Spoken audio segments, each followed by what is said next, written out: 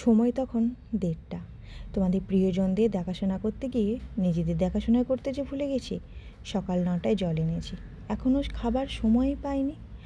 আর পেটে কিছু সে তো এখনও পর্যন্ত পড়েইনি।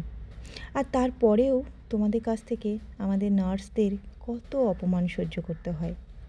কত মানুষকে তো এটাও দেখেছি, যদি শুনি আমি একজন নার্স, তার যেন চোখে মুখে একটা বিচ্ছিরি কাণ্ড। কি যেন অপরাধ করে ফেলেছি আমরা নার্স হয়ে।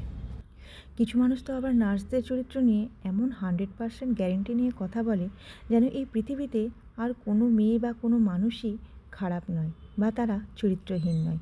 শুধুমাত্র নার্সরা এই পৃথিবীতে চরিত্রহীন। কেন জানি না মানুষের এমন ভুল ধারণা, এই ভুল ধারণা কবে কাটবে সেটা আমি একদমই জানি না। তবে আমি শুধুমাত্র একটাই কথা বলতে চাই, যারা খারাপ হবার তারা ঘরে বসেও খারাপ হবে।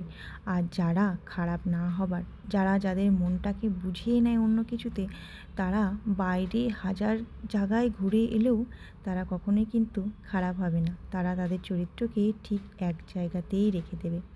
তবে পৃথিবীতে যে যাই বলুক না কেন, যে যাই আমাকে যত কথা শোনাক না কেন, তবে আমি মনে করি একজন নার্স হওয়া কিন্তু ঠিক অতটা সোজাও নয়।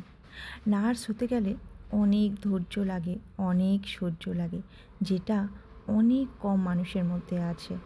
তবে আমি আমার নার্সিংটাকে নিয়ে ভীষণ গর্বিত। আমি একজন নার্স, আমি গর্বিত আমি একজন নার্স।